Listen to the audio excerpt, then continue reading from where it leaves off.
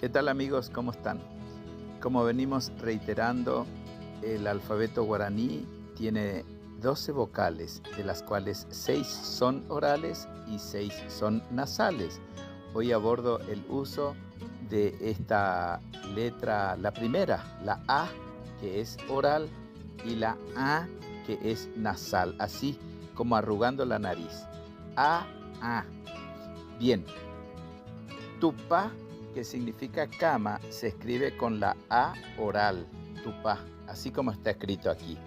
Y si vamos a referirnos a la figura de Dios, a la divinidad, es Tupá, con la letra A, la A nasal. Mal hacemos si nos referimos a Dios y escribimos Tupá, porque ahí le estamos errando. El uso correcto de las letras es importantísimo en el idioma guaraní. Guaranita Barandú, con sentimiento guaraní.